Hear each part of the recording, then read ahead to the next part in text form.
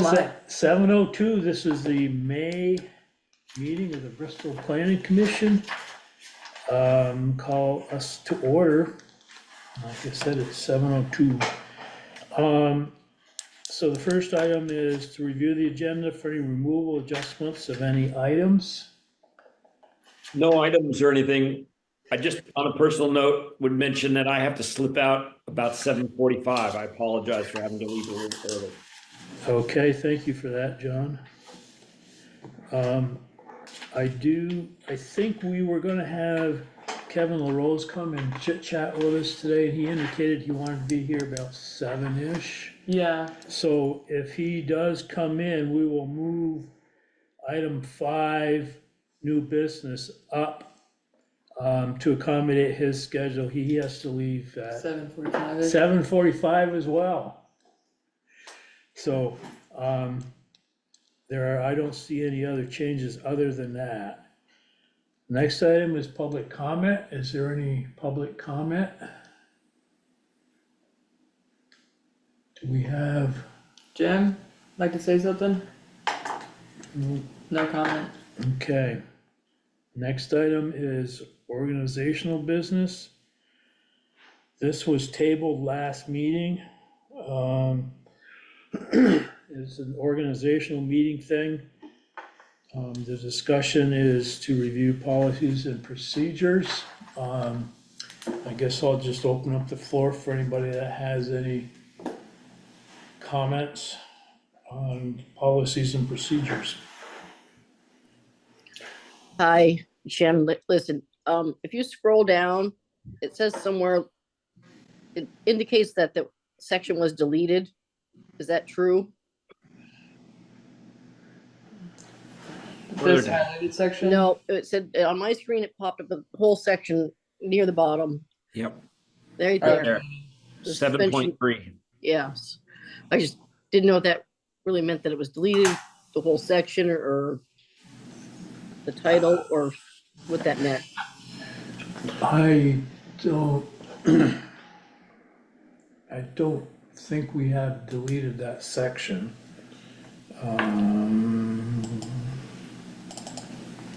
I will make a note that, I think somebody had track changes on and saved it that way. yeah, That's what it looks like. that Okay, this is the only document I was able to find from last year's. So my note for this is that it needs to be updated to reflect revised and approved for May 20th, 2025. No, we didn't make any changes in 2025.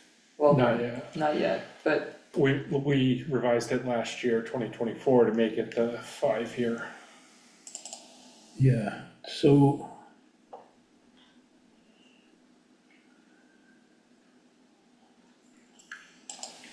So that document has, I found it a while ago and I thought I had distributed that.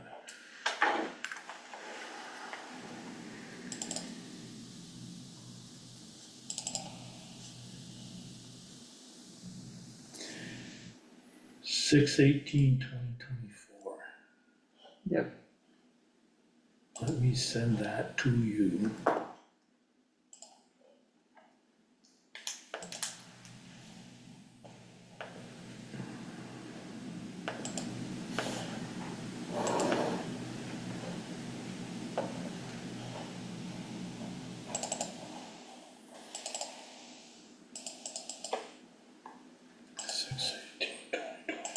That is the document I have. I pulled it from last year's agenda documents. This one here, Mhm. but you said it said 2021 on it. I know. The header did not get changed. Is If it's that- only the PDF, that means that somebody didn't go create a new document to PDF. Yeah, this needs to be updated on the PDF I have. So that Is means that that, what's going on?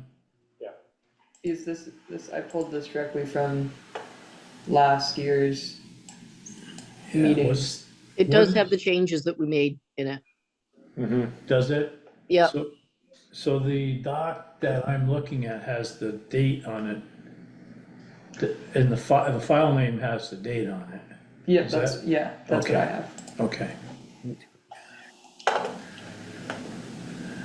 Okay, so that is an error, then that it.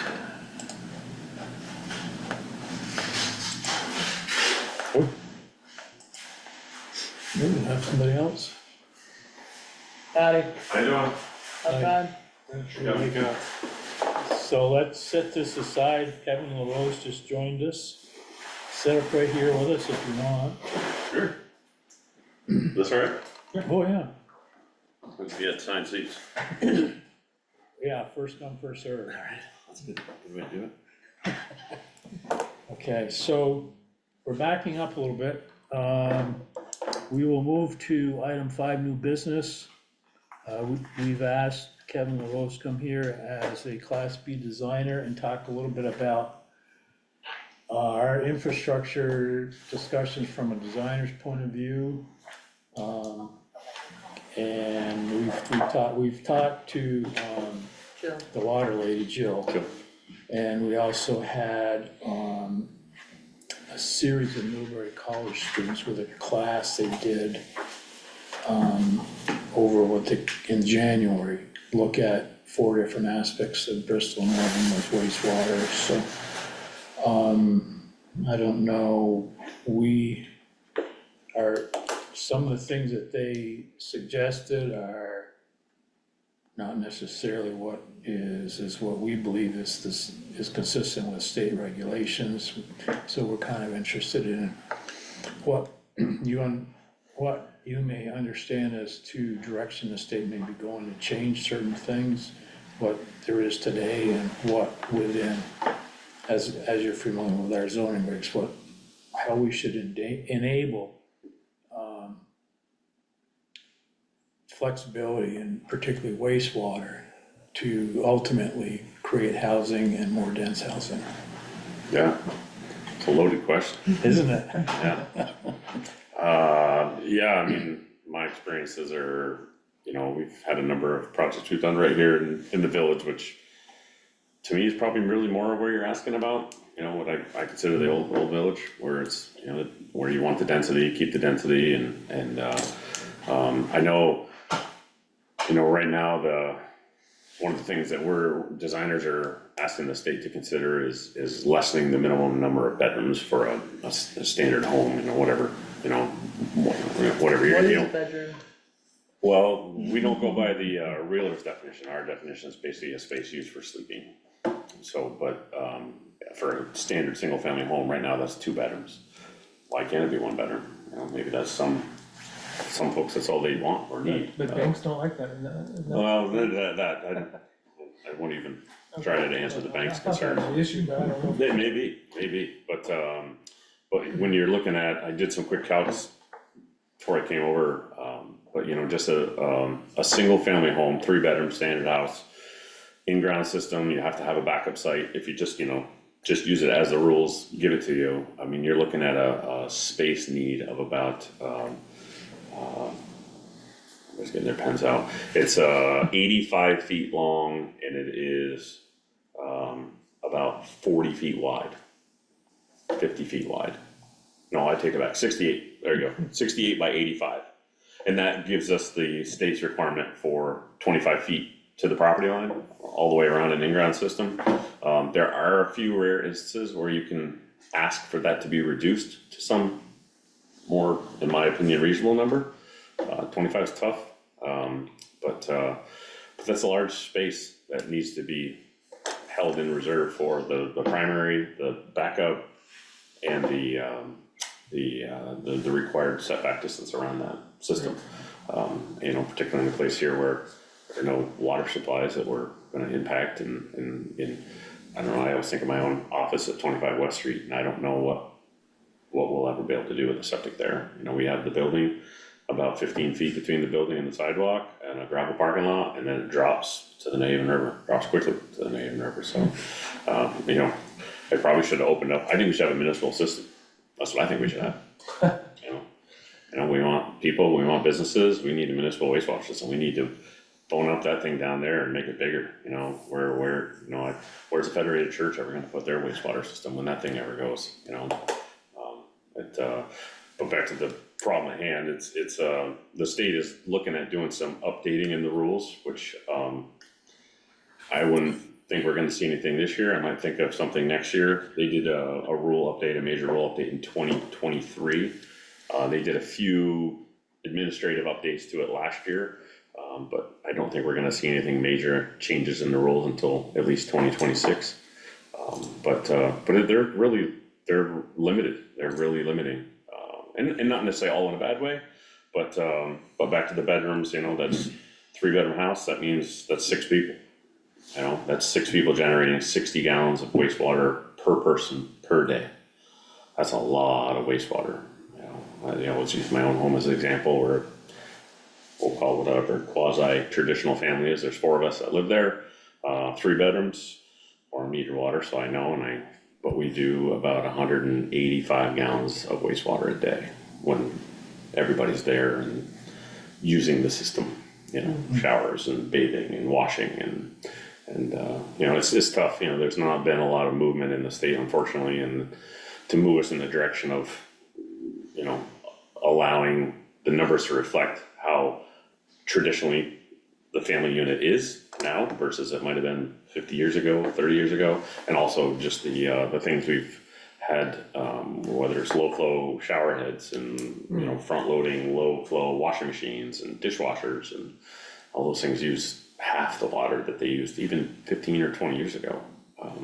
But unfortunately, like I said, we're still using those same numbers, and back to that large area that I described on the, you know, for a septic system. But you know, when we come across a project where somebody's trying to create another bedroom or another, maybe an accessory unit or something like that, typically in the village, what we often try to get them to look at doing, and it's hard because now you're gonna front load that project with a little bit more money, but it's to basically abandon the system that they do have and then come up with something that we can take on what they have now today and then what they want tomorrow, you know, for that, whether it's the extra bedroom or the accessory, and then look at, we can do things to modify that space requirement I mentioned earlier. We can start taking some reductions if we add in some more stone underneath the pipe, you know, whether the standard is 12 inches, but maybe go to 18 or 24 inches, and that allows you to take a 33 or 25 or 33% reduction on that system.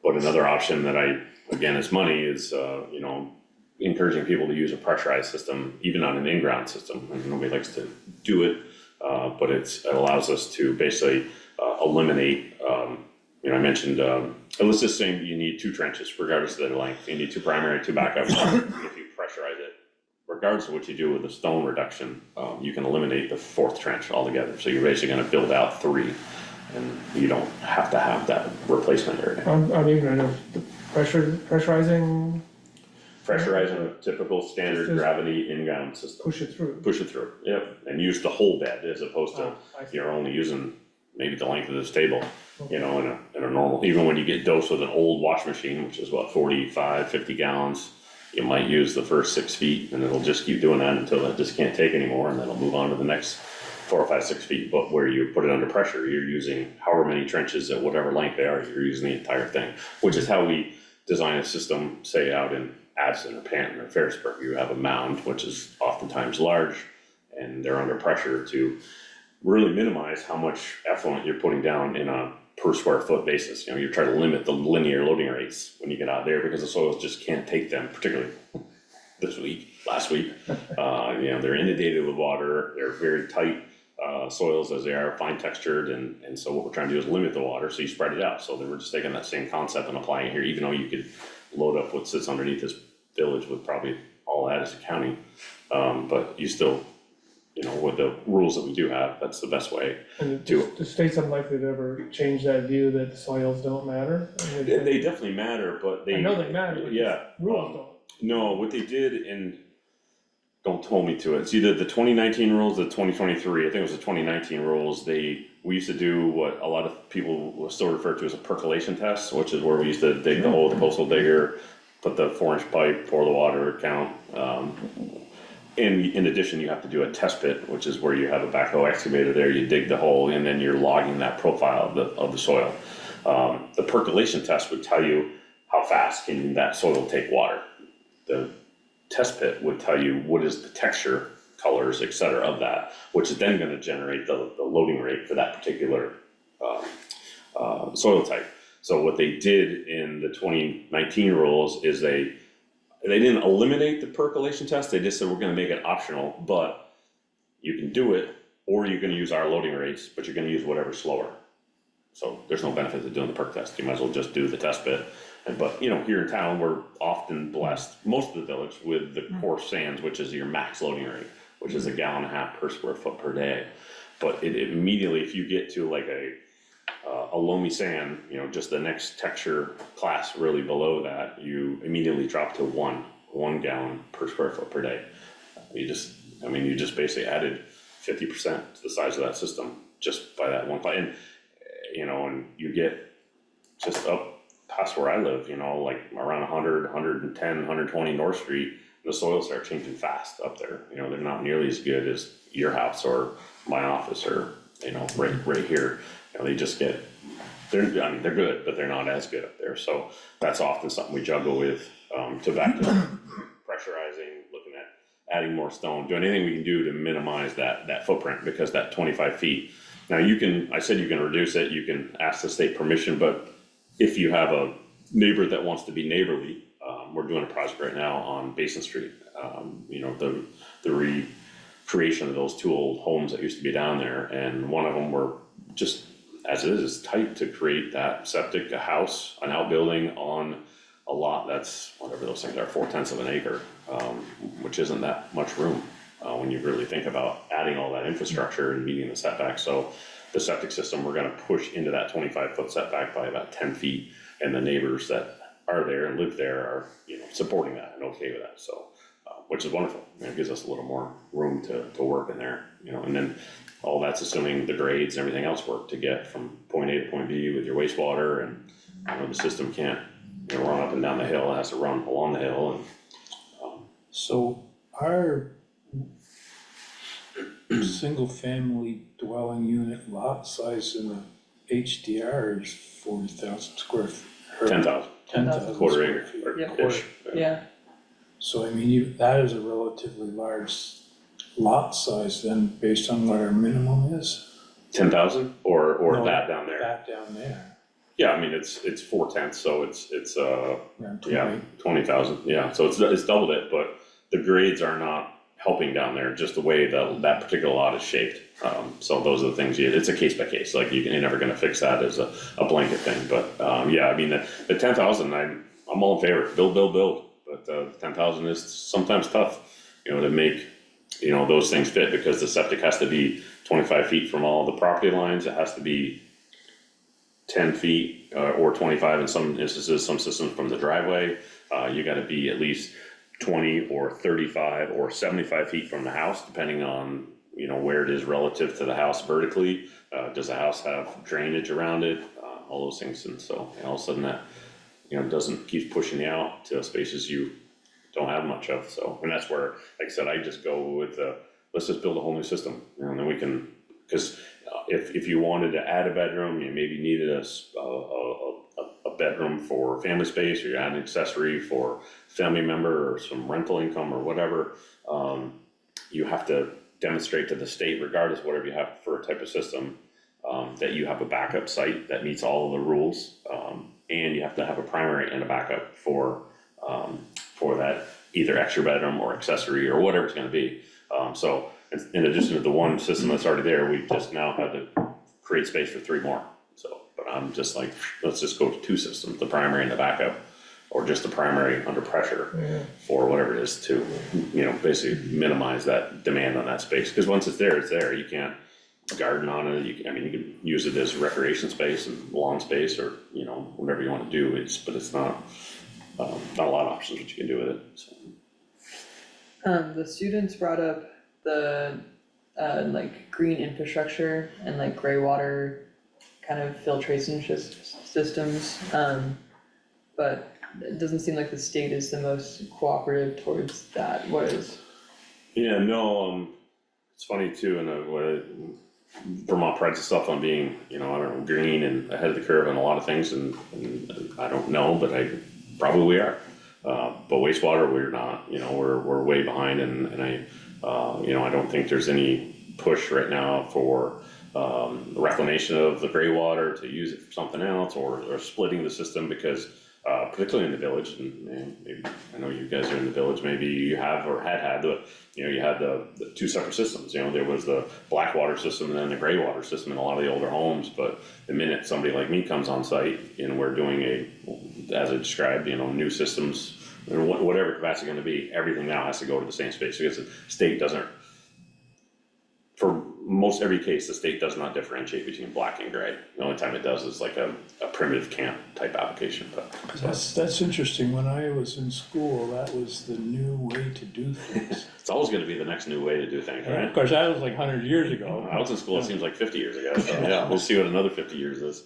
Yeah, but no, I think there's a lot of wonderful things that are, and it seems, what we hear, it always comes back to, well, we're in a cold climate. Yep, but it seems like some of the other cold climate states are doing some different things that could help with that. You know, but right now, all you can do is, you know, to take any kind of real reduction from that is to put in some sort of pre-treatment unit, you know, where you can then treat the effluent, black and gray, and then you can get another massive reduction in the size, but you have a very large upfront cost of Yeah. $15,000 to $20,000 for one of those units, especially your own personal municipal septic system, you know, processor, and then that requires a inspection / certification every year in perpetuity by your permit that you would be issued by the state.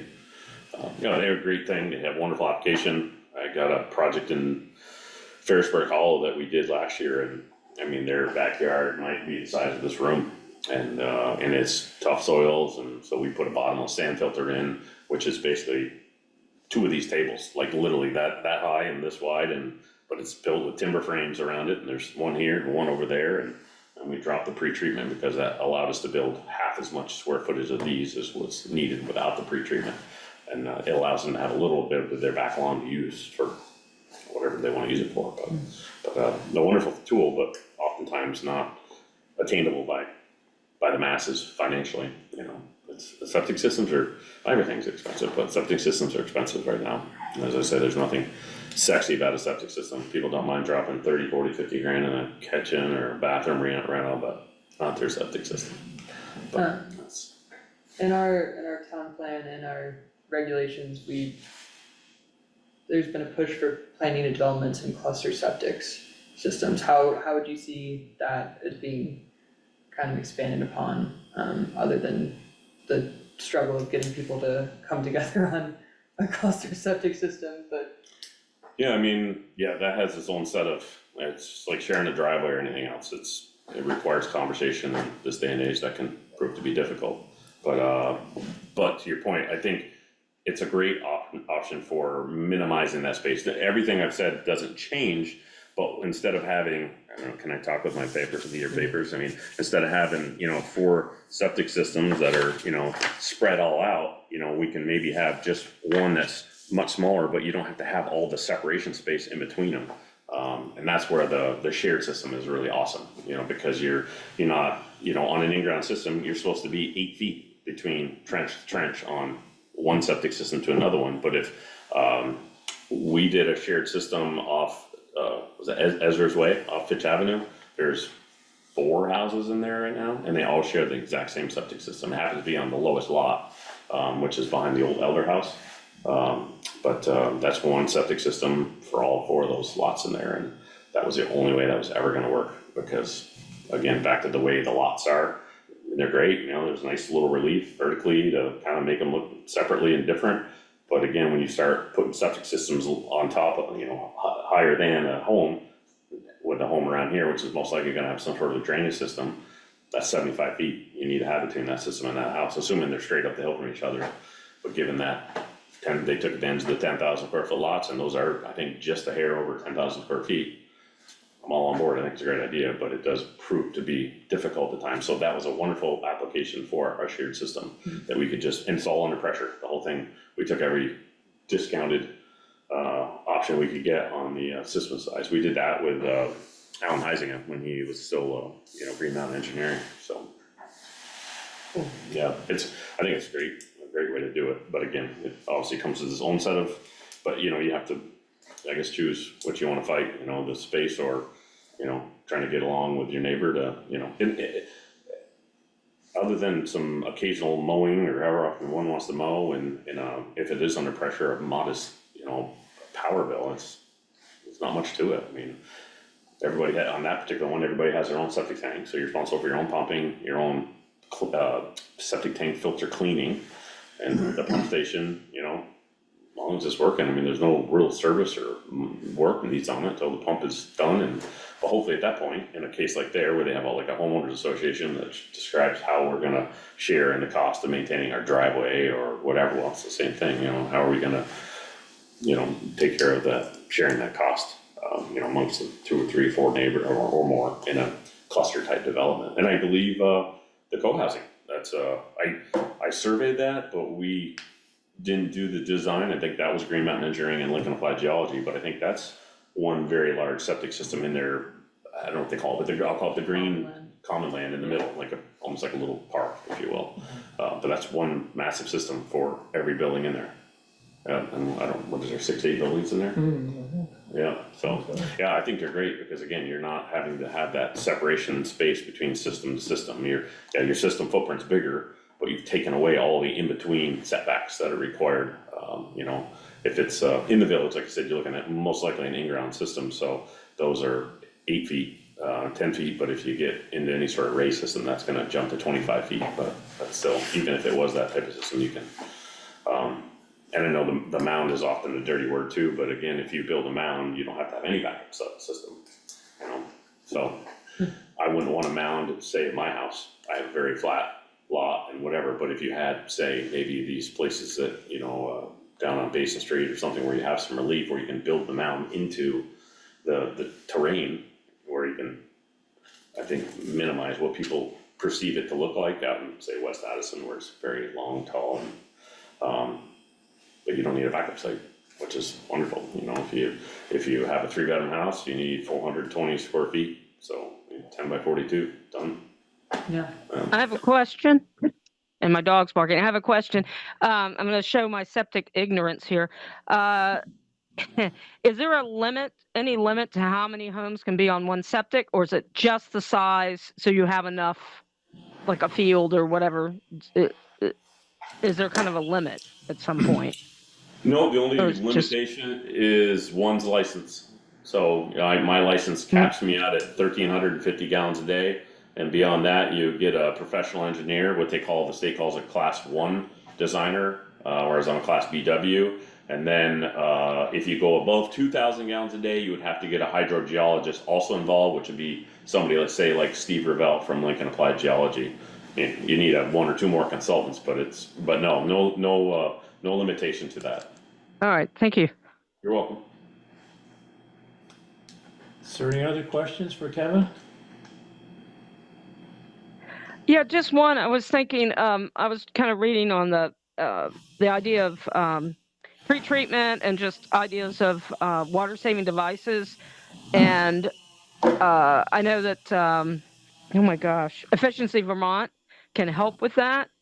Is that only for the owner once somebody moves into that home, that owner, or do they help builders if they're building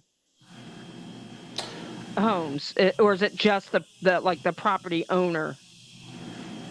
I believe they help the owner and the builder because, you know, and that program's expanded so much where it's gone from light bulbs and shower heads to, you know, helping out with the expertise and the insulation. We've actually had them come and look at our house to help us with improving our insulation and, you know, increasing our R value. So and I think Matt Sharp still works there. He's right here in town.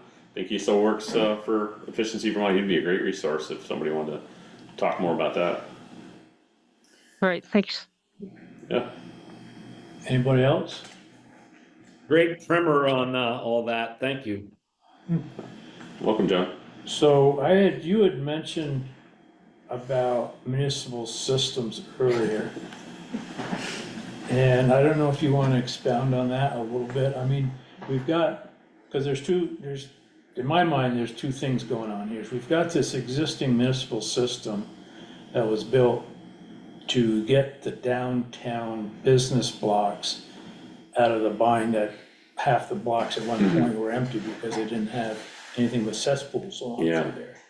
And that's kind of expanded out a little bit. Now, if I understand it properly, there is a lot of high-strength waste because of restaurants that have that system at capacity, but the flow rates are not. There's capacity to flow, but there's Correct. and so, in my mind, a restaurant is a very fitting thing for Main Street, so I don't see that problem changing a whole lot. I mean, there's talk about doing pre-treatment, all this other kind of stuff. But that is basically an oversized It is. in-ground system. And then there's also the other aspect of putting in a municipal system that's tertiary, primary, secondary, tertiary treatment like Virgins and Middlebury have, which seems like all the 1950s federal funds to put those in are long gone, and they're very expensive systems. So I don't know, I'd like to hear your perspective on how that all works out because there's in my what I've heard, and maybe I'm misinterpreting it, is boy, that municipal system we have today that's basically for Maine, we should expand that and pick up a wider array of housing or whatever with that system. Well, I'll preface this by saying I don't do any designs of municipal water or wastewater, right? I mean, my education, my background is civil engineering, but as life and career took me in a direction, I don't do that kind of work. I do a lot of permitting for folks in Virginia and Middlebury and helping them tie into the municipal system. And I don't know anything about funding. I do know Waitsfield or whatever, they've got a pile of money and they're doing some massive expansion of their municipal system. I don't know where that money comes from. I don't deal with that kind of stuff, so I guess I don't listen for that stuff. And I keep throwing out names. Hope these people don't mind, but Steve Palmer, our one and only engineer for our town, VTM engineering out of Heinsberg, he would be another good guest for you. But we were actually just having this conversation the other day about that particular system, and as I understand it, yes, the BOD, the high strength wastewater, and it kind of goes back a little bit to, we've done all these wonderful modifications to our usage of water to limit that. So even in your single family home, the strength is much higher than it ever used to be because we're using half the water than we used to use because that's what the shower heads and the washing machines and the dishwashers, they all do all those wonderful things. And there's a lot of capacity down there, but the problem is figuring out whose responsibility is it gonna be to lower the BOD, so that thing could be loaded up much, larger than it is now.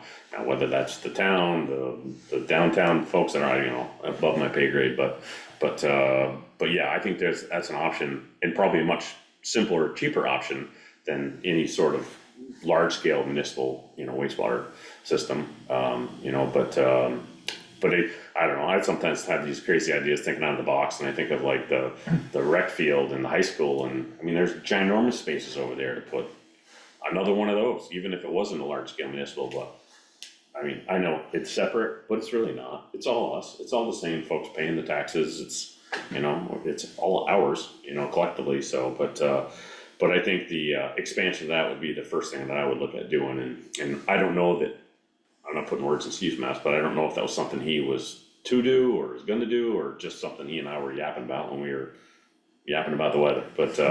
But yeah, we talked about that system, and it does have all kinds of options for expansion, but until we can do something to decrease the BOD, there's not much we can really do with it, whether it's hooking on more restaurants or my office or the gas station or anything, a home. The restaurants, their flows really aren't that bad, when you look at total flows, compared to single family home, but again, if you don't have the ability to get into it because of the high BOD, but I think that's the first problem, is figuring out how to lessen it, with some obviously devices, and then whose financial responsibility is that gonna be to do that? I don't understand how the whole sewer district billing thingy works. I'm not in it. I don't pay any mind to it, but But that would be, but I guess it's all us, like I start thinking about, like, it benefits all of us to have all those things over here on Main Street, and wouldn't it benefit more of us if we could expand that footprint of that system to take in more properties? I understand the library has some sewer issues, did I hear that? Probably. They had to get a replacement septic system. Yeah, so, and I think they realized that there was, when the big dig happened on North Street, what was that, like 15 years ago? 12 years ago? Yeah, maybe, yeah. Yeah, that, somebody thought ahead and laid in a line to get down there for the library, in the fire station, when we were still there at the fire station. But I don't know if there's room enough for the library, I don't know how they quantify the library, but. I think I had a sidewalk conversation with Ian Albinson, not in preparation for this, but it was just a week or so ago, and it was like, until the BOD issue gets resolved, the Yeah. library needs to stay where it is, and Yeah, so. yeah, and sometimes it's just that, thinking out of the box a little bit ahead of time, which is, it's hard for all of us to do at times, but I don't know where it sits on the select board's large pile of things to do, but we still need a police station, and I don't think, I'm drawing blank, who was the town administrator before Ian? Valerie. Thank you. Yeah, she and I got chatting about it one day, she was over at the fire station for an interview of a prospective candidate, and we're talking about the police station thing, but that's the septic and the water and everything at the fire station is set up for the future police station. It's already big enough for whatever we do for a police station over there, big, small, 2 stories, 1 story, and, but again, somebody, I don't know if it's Kevin Harper and his engineers or what, but somebody was thinking ahead, 8-10 years ago and said, yeah, let's build this, it was a little bit of money at the time to build that a little bit bigger, but yeah, taking advantage of those sorts of things, but yeah, I would definitely look at what we could do down over the hill here. I don't think there's any room to expand it as it is, it's just that indirect discharge permit though, it codifies how many gallons per day can go in there, but again, until that, high strength effluent can be addressed, it's maxed. Yeah, I got the impression from Jill, there's not room to put pre-treatment systems in place down there without really knowing, but yeah, Yeah. Bristol seems more suited with as relatively flat as the village is for some sort of decentralized or low pressure Yeah. force main system with step tanks, things like that. Yep. For the entire village would be better than trying to get it all in one spot. Yeah, or maybe several Yeah. spots, yeah. Yeah, I know, it's crazy to think about those sorts of things, because they're probably seem like years and years and years down the road, but That's what we're here for. yeah, here we are though, right? Yeah. Yeah. Any further questions for Kevin? Well, great, thanks so much for stopping Yeah, by. tell me come back, I'm happy to, no, thanks for inviting me, Izzy, Yeah. appreciate it. Yeah, thank Yeah, you. never been invited to a planning commission meeting, I feel like valued all of a sudden. Thank you very much. Thank you. Yeah, thanks for doing what you guys do. Yeah. Coming down here on a nice, beautiful Tuesday night, you're not missing anything, it's sprinkling and it's still cold. Yeah, with your winter jacket. I wore one today and a winter hat for work, yeah, so. Have a Good, good day. See you later. Okay. This isn't because it was for him, but I thought I got something in the mail maybe a year or two ago that was stated that the restaurants were going to be induced, forced, whatever, to put in that pre-treatment, like the fat traps or whatever they got on, or grease traps. So I don't know, there's been, when Valerie was here, and I've been in some very tangential side conversations about it, that, the balance is, and I don't know how many, but I know at least some of the places down the street do have grease traps, which aren't as effective as you might think. Oh, yeah. Because it has to do with the flow rate going Right, through and it, and it has sometimes to goes do with over it, yeah. water temperature as well, Right. going through it, Okay. so, but anyway, from And sizing for it to settle out properly. right, yeah.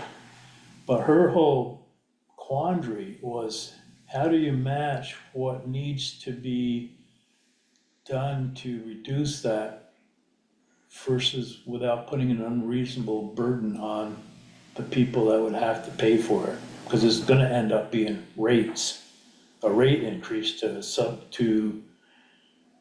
generate the income to do upgrades, if you will, minus grant money, I mean, whether you could get grant money. What kind of with money it. are we talking about if for a restaurant to reduce the BOD to, I don't know, cause that's an important question, I Yeah, just I don't know. mean, but her concern was, we didn't talk dollars, but her concern is the affordability of whatever it would take to,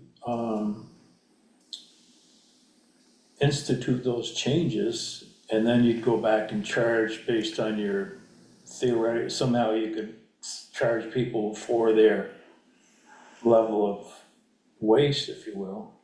You talking about percentage of BOD or are you talking about water? Yeah, I mean, if you got a higher BOD discharge, and, I mean, somebody else, to be fair, if you're the burden on the system, Right, they need to carry you some should weight. pay proportionately, Yeah. which, how do you do that with a non-metered system? Yeah.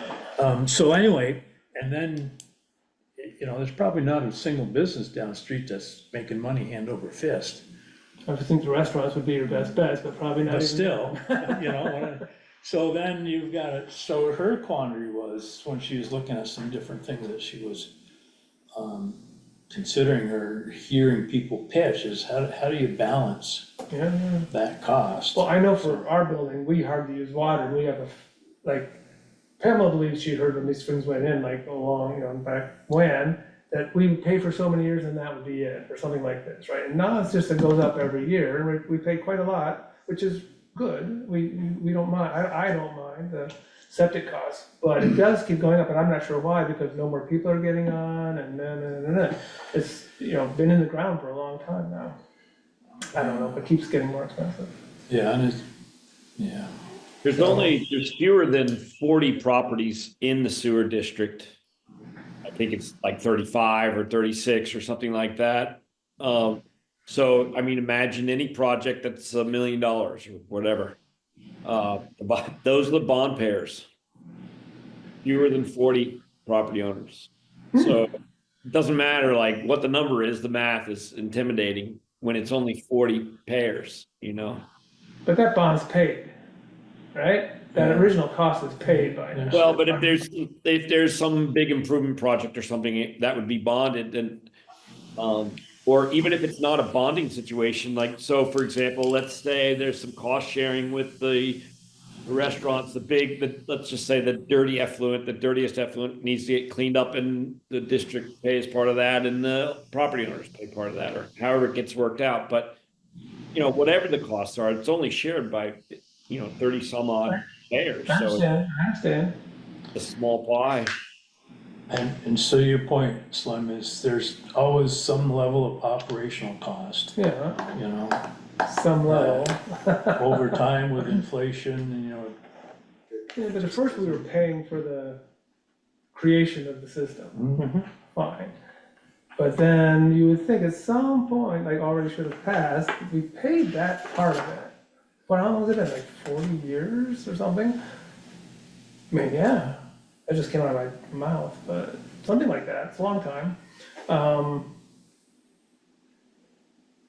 Now the water flows, right? And there's some cleaning and pumping and stuff, but it doesn't add up to the cost of the system. And that was like a big deal, kind of, had to change a lot of things. But I'm just saying that's in my mind. yeah. Since How I do pretty they, much how do they checked. figure, how does it get figured who pays how much? Like the businesses on Main Street, or is everybody That's paying the just shit, same?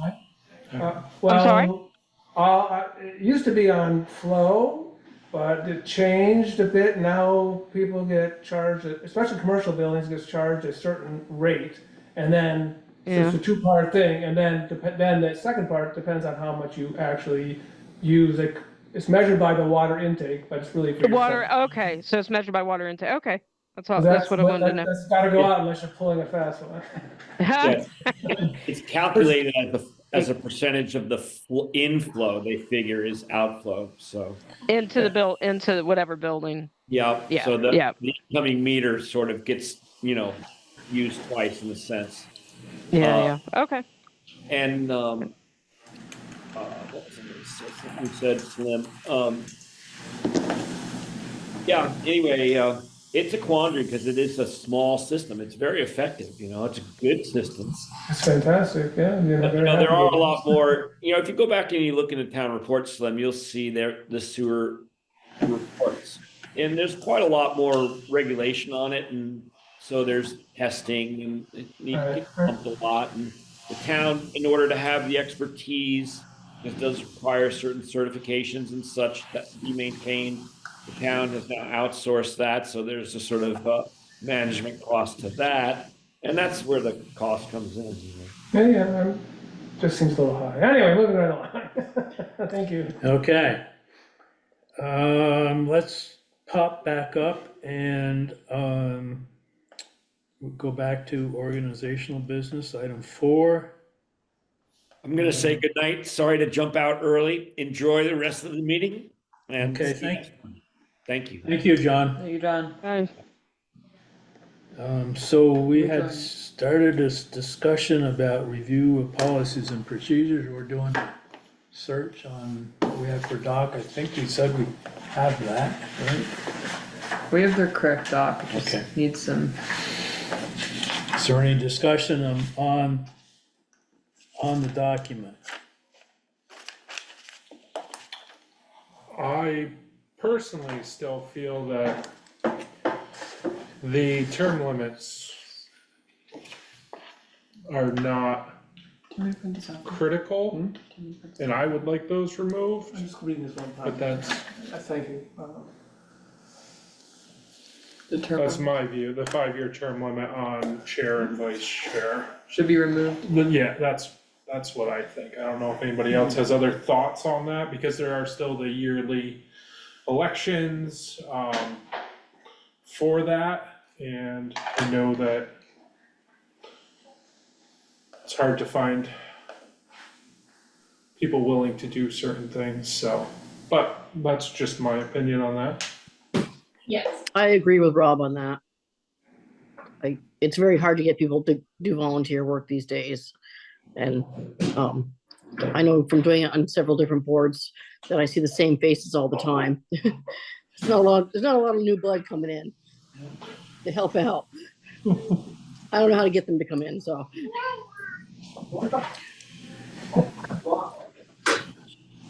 Slim, do you have any thoughts?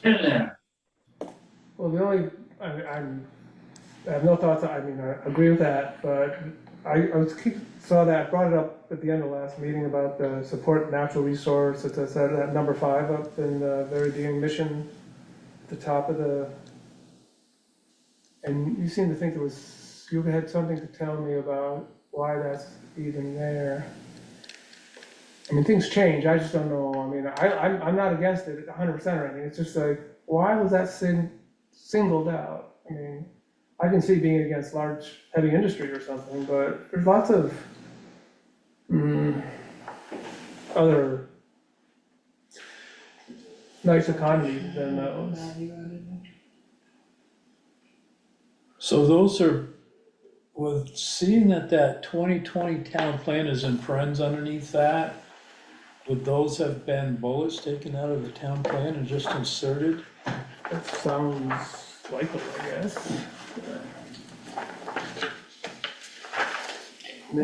Quite literally taken out of the purpose of the town plan. Mhm. It's the first 4 fundamental charges of the Bristol Planning Commission and the purpose of the town plan. So it aligns. I think that was the intent, so it aligned with that. Yeah. So we'll wait till we write another town plan, is what you're saying. Oh, don't wait too long. We got 3 years, 2.5. We're year and a starting half. that pretty soon. Yeah. A year and a half on my timeline.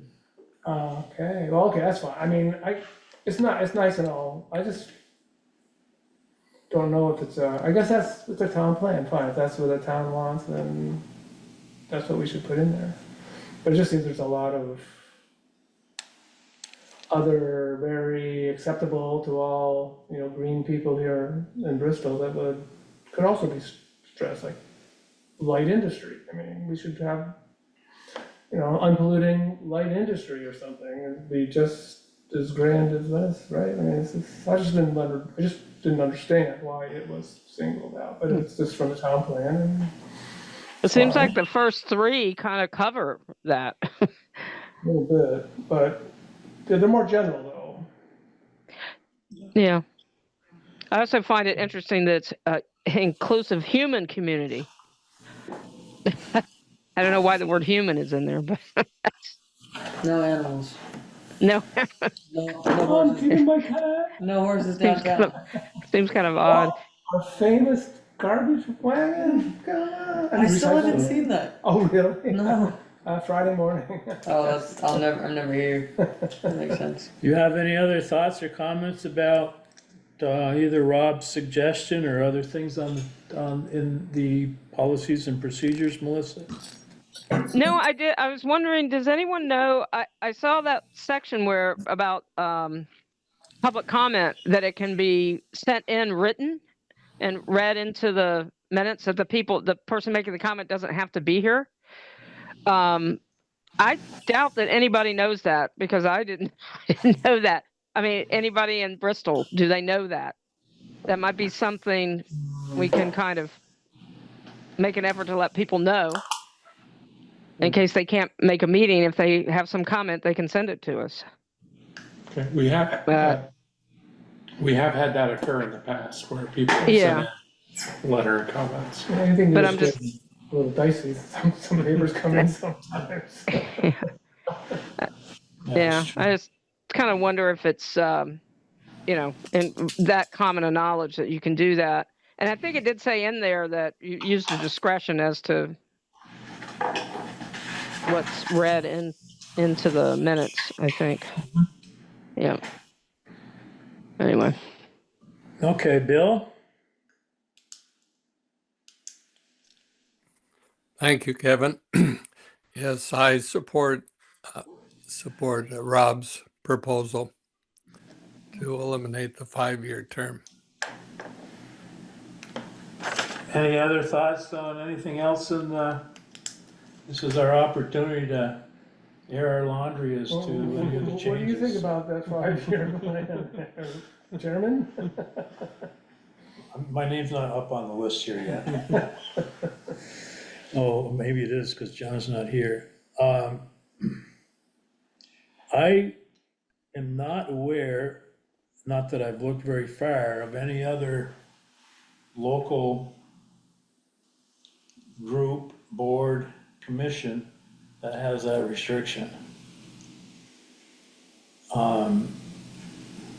So, I mean, in the past, there has been concern about that as to, it's easy to say, well, you can vote them out anytime, but the power of incumbency is really strong. And, we as a board right now, I think get along pretty well. We have a wide, diverse point of view collectively, but we communicate very well with that. And today it doesn't seem to be a problem, but obviously it was at some point that it was in there. So, do I want to be chairman forever? No. I'm not sure about it, even after this year. So. Well, we don't want to change it to forced terms. We'll make you stay. Yeah, no, you definitely want to do that. So, I don't have a strong opinion either way. I can see the benefits either way, but like I said, it is kind of an anomaly for this board, commission, what do you want to call it, to have that requirement.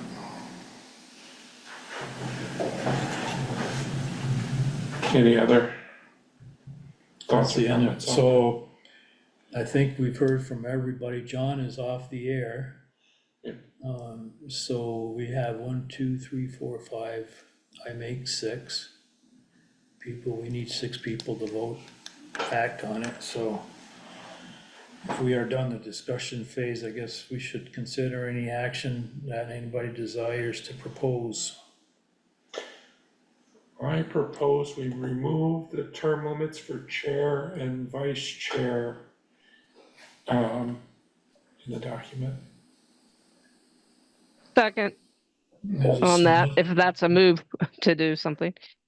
So, Melissa seconds. Any further discussion?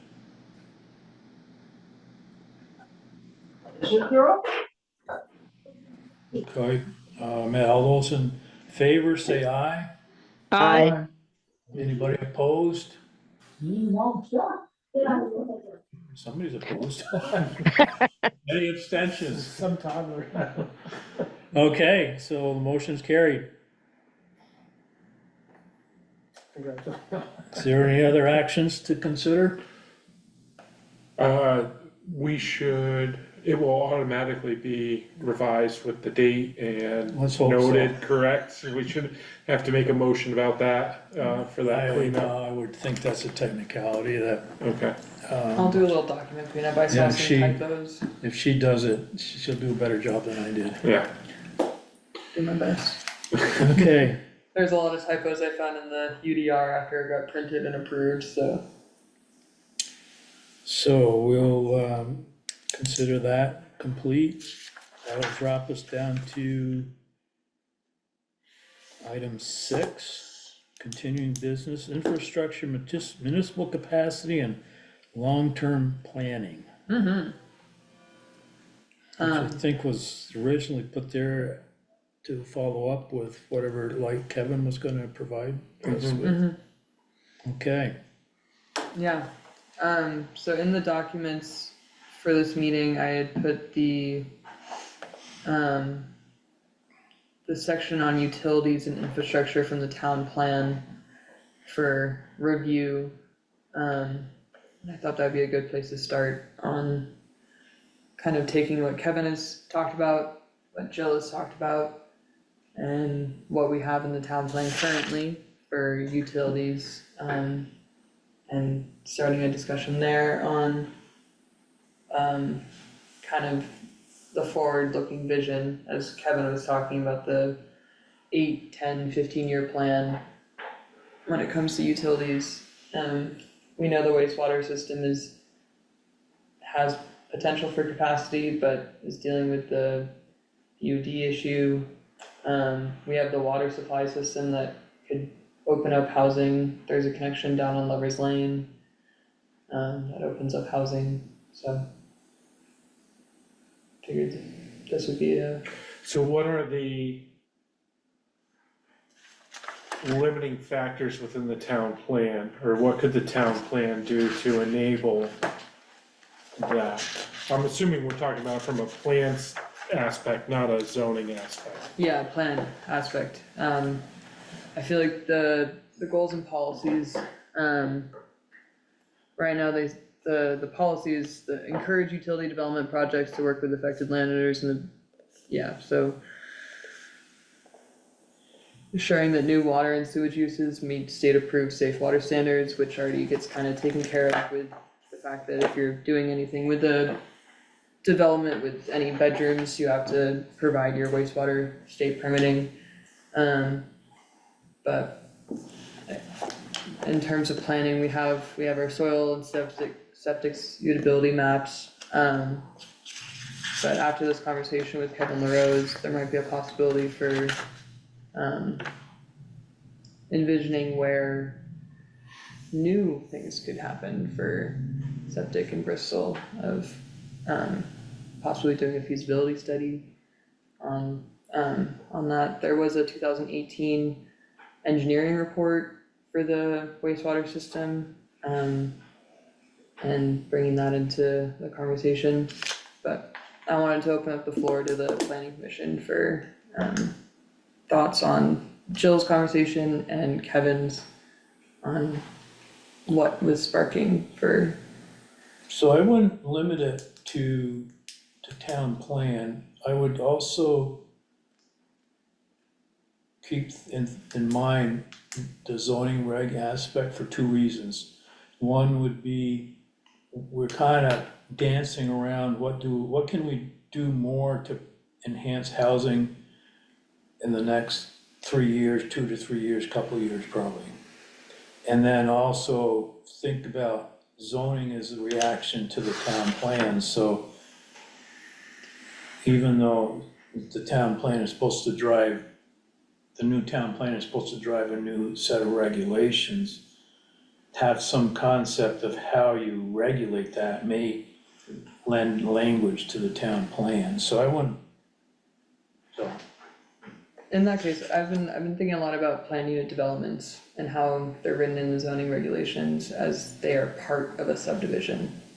They are an aspect of a subdivision. If you have land, you can use PUD provisions, to increase your density allotment, or not increase your density, but, to play with the dimensional standards of a traditional district in order to fit housing in a more clustered, way and more dense. And that inherently can encourage using shared utilities, shared septic, shared water. Yet having it with the subdivision inherently, I think, brings people into thinking that they're subdividing their land. And a planned unit development, you could, the co-housing, for example, that was 3 lots that were merged into one, that's not a subdivision. It's quite the opposite, you're taking 3 parcels and creating one new one. So I've been thinking a lot about planned unit developments and how do we encourage that. In Bristol, in the downtown, there was a recent one just off North Street and Pine Street, that used the PUD, subdivision regs to get, 2 duplexes and 2 new single-family homes. There's also the issue of the village is quite dense already and quite compact. There's not much land to really push PUDs here, but in the kind of outskirts, Lover's Lane, down off Plank Road a little bit more, those areas of where do we see future development happening and how do we encourage the utilities in order to allow for said development. Any thoughts? It's a hard one to, I mean, you can encourage it, and say we encourage this, but I don't see how you could make something that would be enforceable or anything like that to force it, you know? Yeah, And it all ultimately, like with everything, comes down to cost, and if there's cost benefit or it makes sense to do, it will usually get done.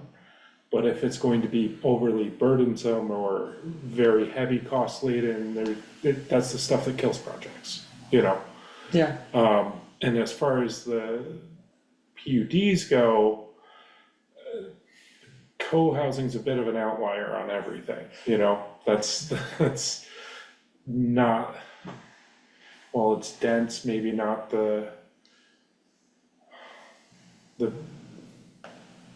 poster child for all future development, because it is limited to some aspects in terms of what's there and what can be there in terms of housing sizing and everything else.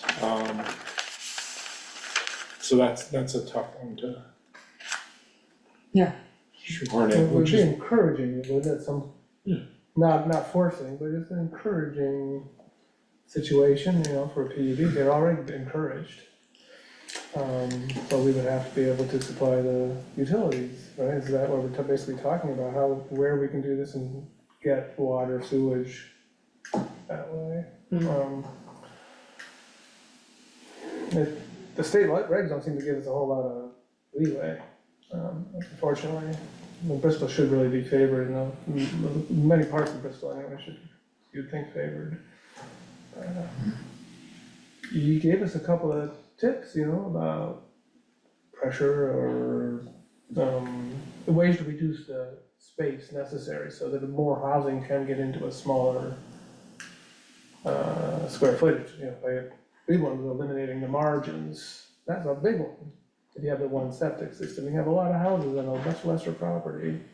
On Plank Road, that's nice and close to the village, or, you know, whatever, those seem like they're good ideas to me, wherever the soils are suitable to make it most affordable. I would think a developer would think that's a really, I mean, how about that, I don't know the name of it, but just up North Street, it's taken him quite a few years to fill up, but it looks like he's got Cottage Lane, cottage lanes that, yeah. I think. Something- Park.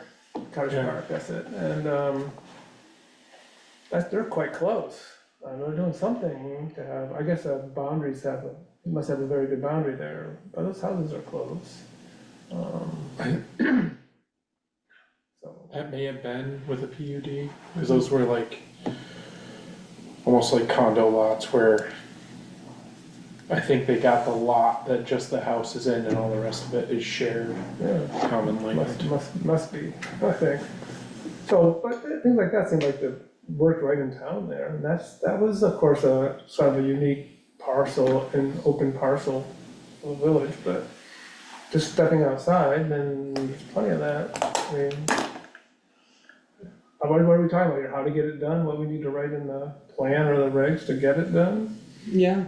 Well, Uh, planned unit developments are favored, and there's possibilities for those already. I don't know, I'd like to see some, I mean, you could see them, they could be like the one in town is very high end, and they could make them also very affordable, it seems, and they could work, so. I don't know what we need to encourage, how to encourage them anymore. Bill, do you have any thoughts? Plenty, but, See, I'm still, mute? Maybe? Um, Oh, there he goes. there we go. yeah, I think we got some good ideas tonight about how we can make better use of septic. It was interesting, the thoughts about using some of the common areas for the village or town that are heavily gravel soils for a larger system. That's something to consider. On the other hand, I think we can probably do a lot more with the village lots we have, uh, even with our existing home sites, our existing lot sizes, and getting a design of septic that's can handle a little more effluent. The pressurized system was interesting to me. Costs more up front, as Kevin noted, and we probably knew already, but it might be worth it in creating more capacity.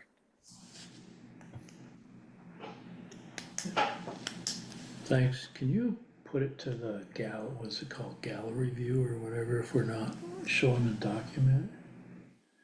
Shannon, do you have it? What's your thoughts? Well, my thought, I mean, we've been working really hard at trying to get our density in Bristol, but it is a limited space, and I think at some point, despite what the state would like us to do, I think we have to start thinking about allowing some development, moving away from the village. That, you know, if you really want to bring people in, younger families, not everybody wants to be crammed in to their neighbors, next door to neighbors. They don't want to be able to hand their coffee cup out the window to the next door neighbor. So I think that has to be a consideration that, you know, we spend a lot of the time on this. I think we're opening up as much as we can. But at some point we're gonna hit a limit. And then where do we go? That's my main concerns. We're working really hard on this, and I think we're gonna do our best. But I think you said eventually we're gonna have that conversation about what happens when we're at max utilities, max water capacity, max sewer, land. There's only so much land in the village. So, it'll have to be talked about. That's my biggest concern. Thank you. And Melissa? I don't know, my concern is still affordability. Uh, People are still building good sized homes when a lot of people want something small. And I don't know how we can encourage that more. We can get more smaller homes, in an area of land. I don't even know. Everybody seems to have their own opinion of what affordable is. So, I just don't know. It seems like shared septic and smaller homes kind of make the most sense. Okay, thank you. If I can, I think, I'll start with the town plan. I think if, as we write the section, particularly with wastewater, which is a pretty small paragraph in the town plan currently, I think the discussion needs to start looking at incentivizing recognized systems like PUDs or shared systems. You know, this is a visionary document, but here's our vision is you gotta put more people onto, or more houses onto a given system for the economy of scale or conservation of land, or how we wanna package that. And talk about some of those things in Britain and let them bubble up, even though, you know, I'm supposed to get bogged down in details, but to have this discussion, whether it's a paragraph or what, probably not anymore, about here's some things that can break the mold type thing.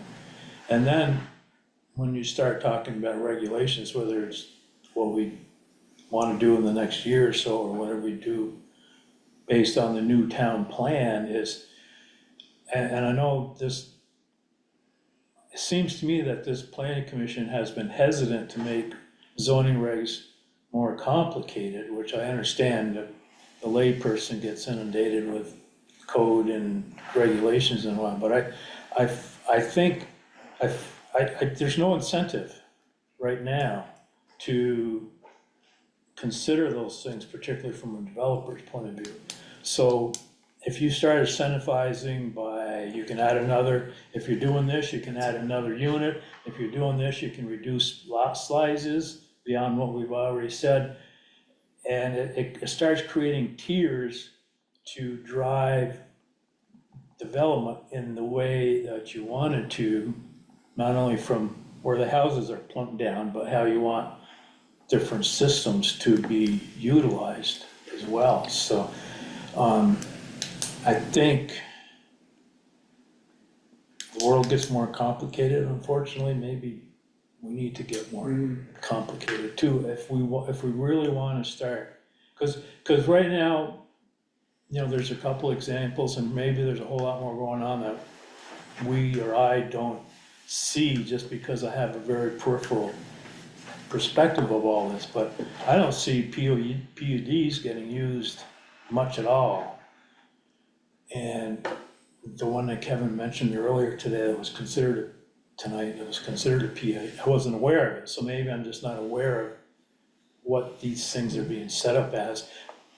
And that may be just my unawareness, but it also may not be that we don't have things structured, or the vision or the vision of whoever the developer might be isn't that they're utilizing these things to the maximum that they could for whatever reason. And, you know, we've got to guide that somehow, whether it's starts in a town plan and then it converts into zoning regs. So easy, could you fill us in like how many people are coming in using the term PUD when they're making a development? I mean, is that happening, or did you not know? The last person to use the planning and development application was Adam and Amber Thomas, and they started their application in 2021, 2022, and it took them until this January to get it approved because there was issue with the water line that held them up and getting water connections, but that was the last PUD. So not so many, and Not so many. they're problematical, or did they just have a problem that they're not always problematical? That situation, they were having an issue with water connection, of connecting to the curb cut, getting the connections necessary. But the reason why I brought PUDs up is because in zoning regs, PUDs are, when you look on the section of PUDs, it is governed by the subdivision regs. So if someone was to subdivide, it's just a little section, section 3, PUD. You can use PUDs as a way to get dimensional relief or to cluster, but I don't think it's truly fleshed out in a way that like people are going to be able to fully utilize that. to the max potential of a planned unit development. Simply because it's kind of hidden in subdivision of, I'd say. and that's my point of bringing it up, is that if we want to encourage planned unit developments, I think there's more that can be done to pull them out of just a simple subdivision, even though a planned unit development is, you are using subdivision, like you have the density allowance and dimensional standards. I had a conversation with Jason Barnard, who was working on that planned unit application. He's like, I thought this was a conditional use, and I was like, no, this is a subdivision application using planned unit development relief, but it's still a subdivision. So I think there's some possibilities there to further encourage planned unit developments by Shining a light on it a little. shedding a light on it a little bit more and kind of calling it out and offering ways in the town plan of like how planned unit developments could work, of cluster developments, even though co-housing might be an anomaly, but kind of putting a spotlight on how a potential developer could come in, might have just a plot of land and could put more housing here by using these provisions that we've provided. And I think, It's for. yeah, I feel like putting a spotlight on what's there and elaborating. One of the things as we're talking about this is that like we just went through all of the densification of some of these zones and everything else, so in my mind, we're going one or two steps beyond what everybody just thought was acceptable for these areas if we start doing that sort of stuff, because that's really, like Kevin said, how you make that attractive is by incentivizing it. So if you're doing that, then you're going beyond, and there's a lot to that, because then because it's planned and laid out theoretically in a certain way, it's okay that it's that denser than, say, the traditional layout or subdivision, whatever you wanna call it, or is that too much? Well, one of the forming ideas, I think, the PUDs was to have an open park, so it would look nice and, be nice and all that. That would be also a nice place for your septic, so that's the. But if you increase the density, with traditionally what happens, unless there's, a percentage of set aside in there and all that sort of stuff, it just gets more dense without not necessarily open land or set aside conservation. If you're doing that in the middle of the town, what are you really gaining, Yeah, well, I don't think that's just a village thing, really, Yeah, right? but- Too much the PUD part, I mean, but where does that village stop going up North Street, by the way? I mean, is it Plank Road or something, or the? Yeah, I think the, Village planning area ends, I a think it little went to bit, Plank. yeah, ends just before Hazel Road. The village planning area, Hazel Road, that's up by the greenhouses, yep. But only on the east side, right? I think on the west side of North Street, it stops at Plank, I thought. Yep, it stops like right before Burpee on Plank. Okay. So it The goes all village way planning down. area, Right, but I thought it went up north, not across North Street, going north of Plank Road, off from my memory. I don't know if people on Zoom can see this. I could pull up the PDF too, but this is Hazel Road. Right here. Yeah. Ish. So the village planning area goes up North Street past Plank. and To goes up. Hazel Road and a little notch, okay. So that's just almost to the rescue station. Unless I'm reading the map wrong. Yeah, no, I was just confused because I didn't remember, may I see that? Yeah, I'll pull it up for the folks on Zoom. I didn't remember that much being HDR there. I thought it did not go across Plank Road in my memory. So, yeah, because it also goes down Plank Road, right? Yeah, I didn't think it went that far down Plank I think Road. there's a different, perhaps another's, HDR. Another district down through Plank Road. Yeah, Is that the town plan or is that our latest? that's zoning regs? regs. Zoning regs? districts. Alright, folks, so we're HDR. talking village planning area. There you go. Right there. no, yeah, I didn't think that went up there, it was what we had agreed upon, I didn't think that. Agree. Something to discuss. So the village planning area is that yellow black dash line. The thing I think we're talking about is HDR doesn't go that far. Yeah, I didn't think HDR went across Plank Road, Clearly says Yeah. so though. it does on that, but I don't think But that in was. reality, you think this is wrong or that's Yeah, wrong? I Oh. think, well, that is that. Yeah, I know, but I'm saying, so that's, yeah, cause I don't think that's what we had this is not what I agreed to thought. when we did those tweaks to the mapping. Cause isn't that still, I can't remember the name of it, I can't, village R1. residential, it's not VR, is it? No, It it's, says HDR for that color here. Yeah, for that color, but That is something I can look into on, yeah. cause I thought it was still R1 on the other side. See what that lighter blue is up against the mountain?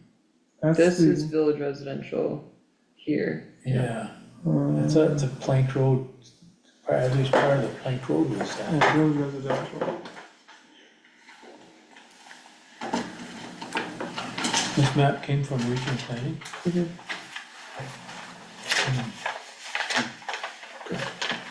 I don't think I have that. Oh, yeah.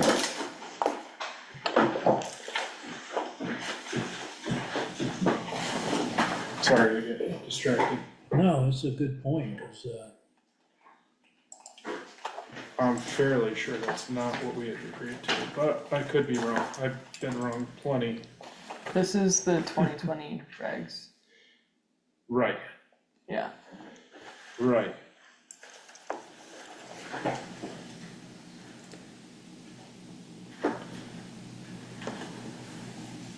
I didn't think we converted all of that to HDR. We converted some of it to a denser, or to, what did we do?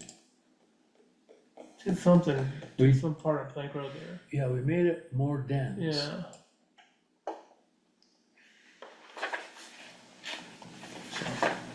Alright, Just a part of it, it stopped somewhere. Cause you were talking about the change, you know, right, density as you come in, it should be a little more, that's, was it, you're right, you know, good idea, 1,000, fine, yes, but so that's what I just remember, I'm talking about that. Some got denser, some didn't. I can check into that because if that should be remedied. But. okay.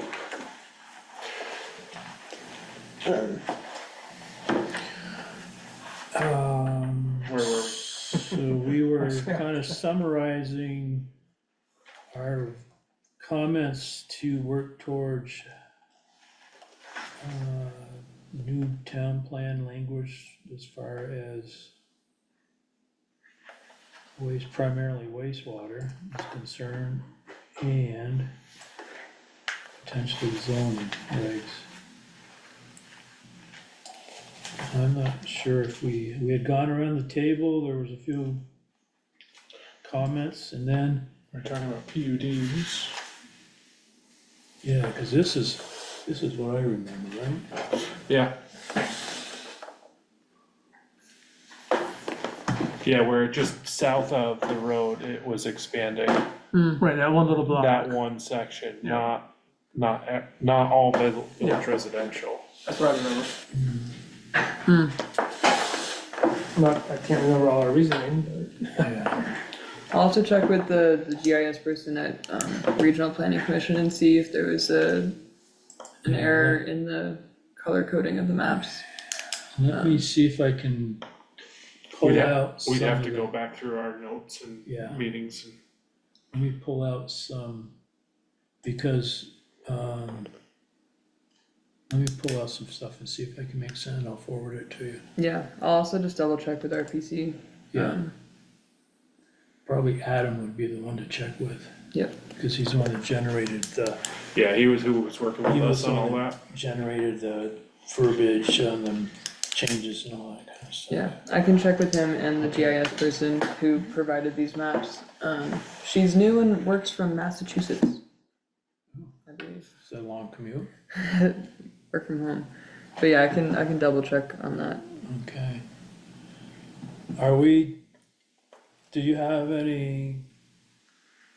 have we provided you with some fodder? Definitely, definitely a start for infrastructure. I think there's a lot more discussion to be had down the line as we do, start to get ready to rewriting this. This is just mostly a general, dipping the toe into the septic pond. It's where Kennedy takes his grandkids. Okay, so we'll move on to administrative matters. We have a set of minutes from April 18th to consider. Yes. Any, see anything? Anybody have any comments? Okay.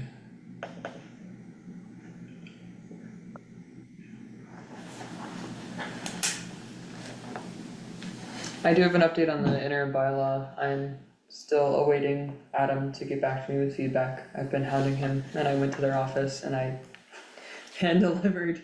And I said, will you please look at this? Oh, because regional planning has to review it? No, I just wanted, I wanted their feedback. Okay, Not because they have to, but just in terms of Yes. writing zoning regs. that's probably a good point. Yeah. Keep them happy. Okay, hearing, then entertain a motion to approve the minutes. Motion to approve the minutes as presented. I'll second that. And any discussion? Slim seconds, by the way.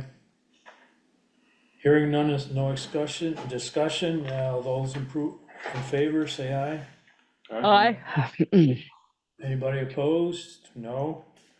Abstaining. I'm abstaining because I wasn't there. Okay, one abstention, Shannon.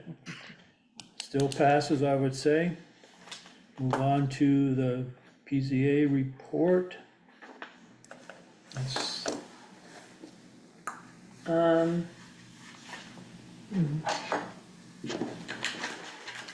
I thought, can I ask a question for even say a word? I think it was this last one that went to the DRB about a variance for the Oh, a setback waiver. of the, or a waiver Yep. for So- the setback rules. I just wondered how that transpired. or So came out. with that, in the regulations, it's written that in the HDR, the accessory setback for the front yard is 60 feet because it's 20 feet behind the principal structure. State statute 4412 subsection E, getting specific with it, puts the review criteria, dimensional controls, all that for ADUs to be the same as a single family dwelling, which would be the principal setback of 40 feet. That ADU, when I originally approved it, their location was completely different from when they put their markers for the location that they're gonna build it. Okay, So I went out and I did an inspection, I said, oh, you're not at the 60-foot accessory setback. And then that whole permit had to be kind of revisited, due to the yeah. change in location Yeah. and. As it should be. Yeah, and so they, after review of the regulations, they were 42 feet from the center line. Using state statute 4412 subsection E, they were reviewed under the principal setback of 40 feet. So they're within, which is So, once again, the state regs just kind of overwhelm whatever we thought was appropriate for this. Cause we thought maybe it'd be better to make it back in order to be subservient, right? But I guess that doesn't fly. So a second structure is not considered accessory, And- since it's not a primary dwelling? An ADU falls under these, but like a garage would be an accessory structure. Oh, is this just a garage? This is an ADU. Yeah, that's what I thought, yeah. So that I thought we wrote down there should be 20 feet behind the primary structure, For an accessory, fitting it into the subservient yeah, look.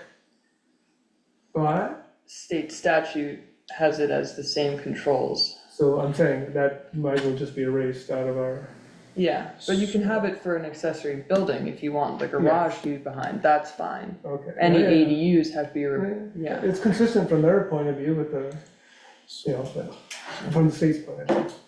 So I get why they would, that's, okay, so that means anybody can have a ADU built at the same frontage as their building.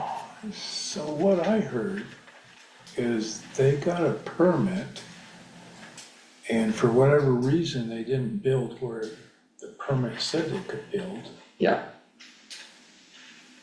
And then they went back to the DRB for a waiver. That's, I told them when I originally met with them, I was like, you don't meet the setbacks of 60 feet, so you have to go for a waiver if you want to build in your location. That prompted a review of zoning regulations, and I talked with the RPC, who brought up the 4412 to me. Which, that's not a change from when we went through all of our ADU stuff with our last fall with Adam, right? That's still the original ADU bill from a year ago? I believe so. Yeah, so nothing from the So list. when we were going through all of that, I don't remember that being the conversation with Adam, never once. that an ADU would not be applicable to the accessory. Well, we knew setbacks. some of the things you couldn't change because it didn't apply to the primary dwelling. Right. But we never considered the setback part. We considered whether we put it to make it subservient. So, back a bit, So, yeah, so, but obviously that can be changed, because they got okay for this, at 2 feet behind the building. so, yeah, walk through the process again. I don't quite understand what's going on here. So they got a building permit last August with a location that was close to their barn, tucked away behind the frontage requirements for the 60, which the 60-foot requirement. They did their site markings, and I was made aware of this and asked to kind of review it by a neighbor. And so I went out and reviewed it, and I said, you're not where you said you were gonna build the permit. That's not correct. If you wanna build a permit, you have to get a waiver for that location.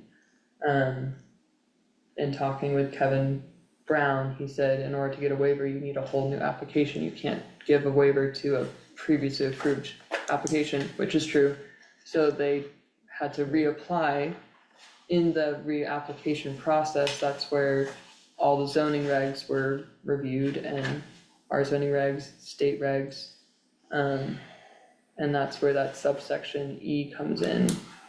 So this is the DRB that they reviewed it as a waiver? They never reviewed it as a waiver. I just read that in the paper or something, that was what was asked for at some point, Yeah, it was, so. yeah, it was a minor review for a waiver, so it was in French Road Forum. My portfolio, But that meeting got canceled because I met with RPC to actually talk about floodplain regulations and flood maps, but I took the opportunity while I was there to ask a bunch of questions about zoning regulations. And to ask for some clarification on this situation, and that's when the state statute of Could they have a lawyer or somebody knowledgeable about state statutes themselves or somebody, right, brought this up saying, no, we can do this because the state The, says. the applicant didn't, RPC. So they just moved it, there was no, when they moved it from where they were permitted, it wasn't because of, they thought they could do it there? Based The, on state statute? no, they didn't know about state statute, they just had a different They location. changed it for some reason. Yeah, because of the, it's a ADU accessible, so they're dealing with a ramp and just like flat land and Good the reason, topography. sure, yeah. So the location was different from what was approved of the permit, I went and I reviewed it and I said, you can't do that without getting a new permit. Sure, or at least a variance you thought, but then Brown said, no, it has to be a new permit. It has to be a new It permit, got because the the new first, permit with the new location, Mhm. and it had to be approved because the state statute says ... You know, you can't do anything different for an ADU. Yeah. And that includes the setback. Yeah. We can't do it. It's just like we can't like have, well, we had some other ideas that were unavoidable. Yeah, I mean, you couldn't do it, right? I can't remember all we talked about, but we wanted to do a couple of things to keep them subservient in truth.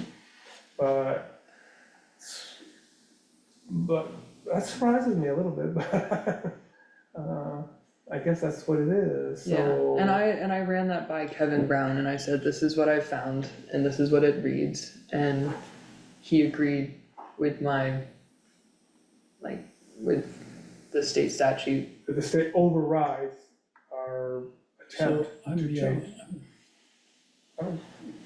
Doesn't sound right, but.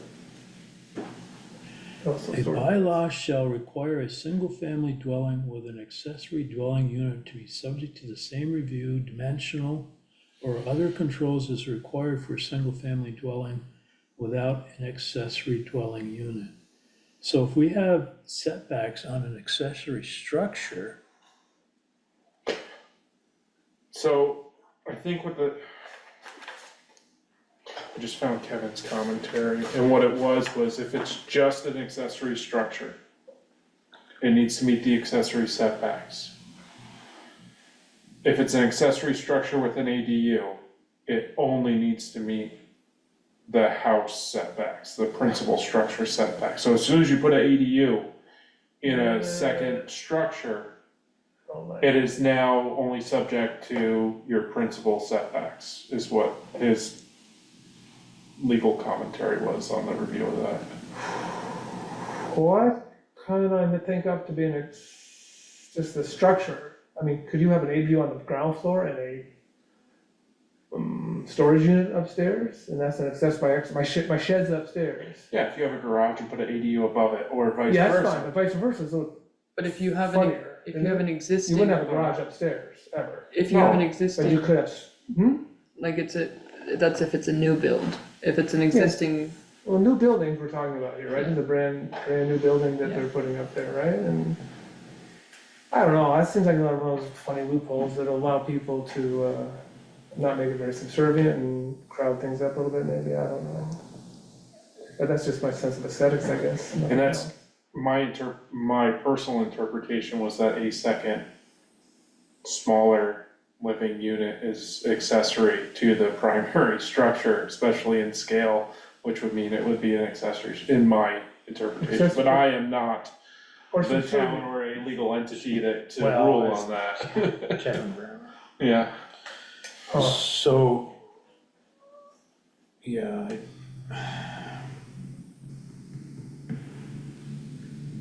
so the thing I'm having trouble separating is you put an ADU outside of your house, it's in an accessory structure. that's where I was on it, but with that clause of no more restrictive than a single family house means that all bets are off. It was how I'm seeing the way it's Back being to structure interpreted. versus use. yeah, right? so You know, the structure's the building, but the use, it changes things sometimes, right? Obviously, Yeah, but. criteria for conversion of an existing detached non-residential building to habitable space for an accessory dwelling unit. So that's existing. Yeah, This thing doesn't discuss a new one. And that goes back to that do loop we had, is if you build a new building, you can't make it into an accessory dwelling unit until you have another permit. Remember that whole conversation? mhm. What's a change of use?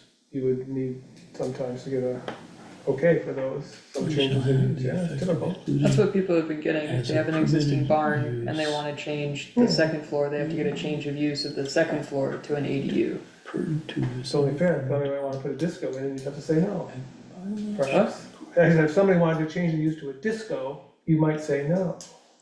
I like the disco. Yeah, but there's regs. Yes, yes. Okay, pick something else. A tannery, and you'd probably say no. Yeah. So the use is very key. When I talked with RPC, I expressed some frustration on state statute on ADUs, Sure. because it's.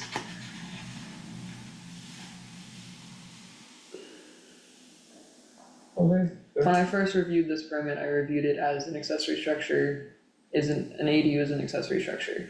It was this permit that brought up the state statute. In my mind, an accessory dwelling is an accessory structure. So you can't, so according to this thing though, you can't put an ADU in a new accessory structure. It doesn't talk about that.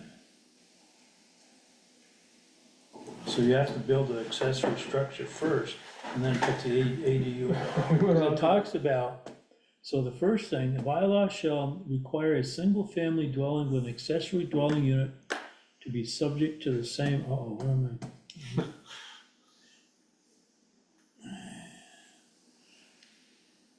So required to be with an accessory dwelling unit that is subject to the same review without what? Does this mean they can make it as taller perhaps than we wanted or something, and all these things are changed? So the select board reduced the size of an accessory structure, both in footprint and elevation, Yeah, and as part of this as well, so I don't know why. why any of that is any good, cause we can build it bigger than a 900 square foot house, I don't- obviously, or whatever, right? Well, for an accessory structure though. Ah, okay, yeah. You can build a bigger accessory structure too, right? There's no limitation on that, I thought. No, there They have a is. big garage. There's state on- statute on the size of an ADU, it's 900 square feet Yeah, but Minimum, no, maximum. because we had it at 1,000 square feet at We one. did have it as I that, thought it changed back And to then it's- 900. no, That was Uh, maximum. Mm. not to exceed 30% Right, or 900. Mhm. So 900's the low, large threshold. well, it's the maximum if you have a smaller house on the property that you're Right. living in, whatever, yeah. So if you had a 1,000 square foot house, you could still have a 900 ADU, I guess. Yeah, that makes sense.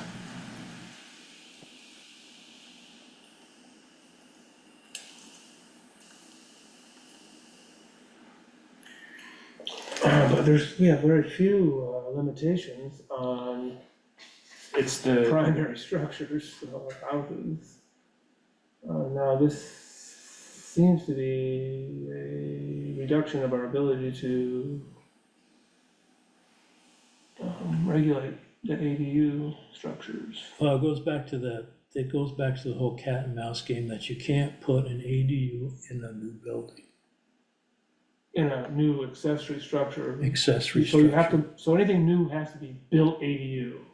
So the New. criteria for conversion of an existing detached non-residential building is habitable space for an accessory dwelling unit shall not be more restrictive than the criteria used for a single-family dwelling without an accessory dwelling unit. And you can't, it doesn't say new or existing, it says existing. Right.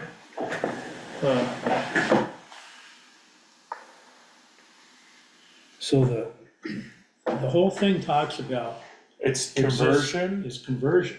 it's conversion and adding into existing structure, and the only other thing is that it says a single family dwelling with an accessory dwelling unit. Same review dimensional as one without. And I think that's where we're getting stuck before of what if it's all new, Yeah. which it doesn't touch on. You hang your hat on they hang their hat on the interpretation that it's no more restricted than a single family home. Yeah, so you can put it right up front, this is what happened. But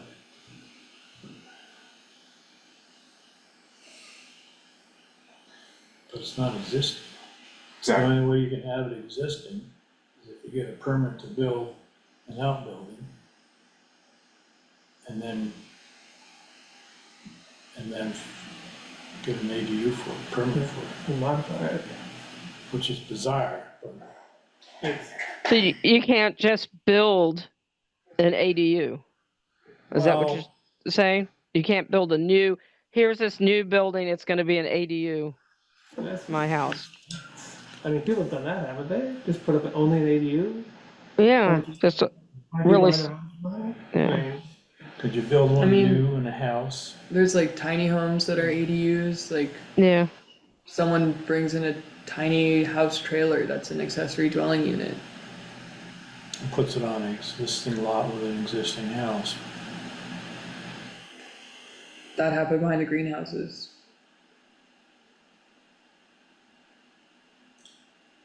Because they did just have that as a trailer, and I said, well, no one can live in there. You can't have a trailer that was lived in. we used to go trailer, you are now an ADU? Well, they had to be clearly subordinate to in the regulations, there's Yeah, yeah. criteria, so they had to be subordinate to the single family by having lesser bedrooms, under 900 square feet. The owner lives on the property, and they have to have sufficient wastewater capacity and meet setbacks and So they had their own septic system for this thing, or they plugged into the existing one, the plug into trailer? the existing. Okay. Of course, we had a lot of Garfield Streetism all intertwined with all this at the same time. Oh, yeah, that's done. I will say Adam is coming next meeting to talk about future land use mapping. So this can be brought up to him then. Side tangent. Every month. Okay. But that's the reason for that approval. Yeah, that's. So it was a permit, Are they building a accessory building and then putting in a ADU up there, or what? It's an ADU, I thought I read. Just says accessory Accessory dwelling, dwelling unit. so they're just building a standalone accessory dwelling unit? Yep. Well, there you go, It's just. you can do it. And I think you should be able to do it, obviously, but well, the issue, what I heard, the issue is what the setback is, right, yeah, not whether they could put an ADU in. right, so, but it's just like building your, anything, I guess, your original house.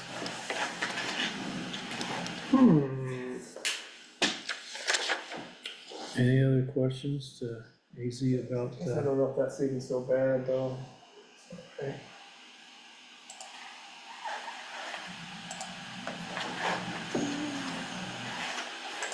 Any other questions for me?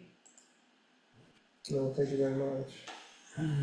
any miscellaneous correspondence? Not really. Okay. Well,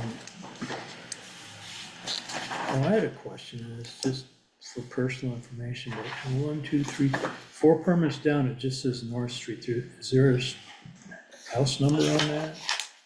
Or single family dwelling? Actually, there's the next one down is just. Oh, no, there is not yet. It's right next to 139. It was a subdivision. It's lot 2 of that subdivision, so an E91 address has not been assigned yet, but it's Okay. near 139 North Street.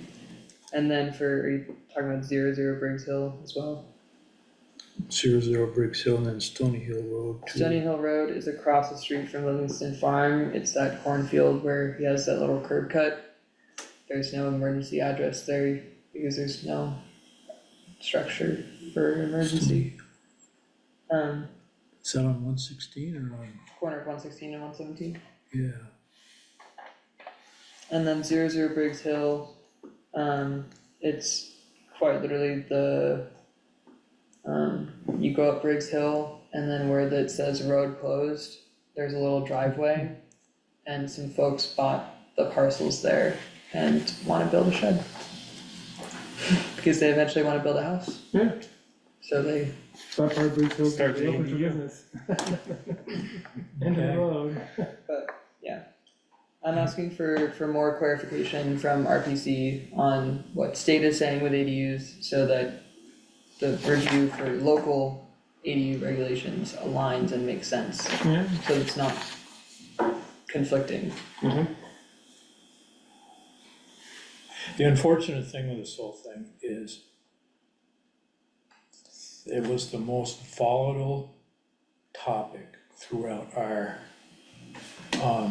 zoning reg changes when we did the bylaw modernization updates and stuff. It was the most volatile thing, and I'm not so sure there were certain people that cranked to stew, and it's largely a by right use from the state, so. Oh, it's also a by right use in our zoning regulations, in the section on ADUs. So it's the section, and then the last sentence is, any accessory dwelling unit, new or existing, that meets the above conditions is a permitted use in all districts. Which one of those conditions is the 20-foot setback from the primary? C. So,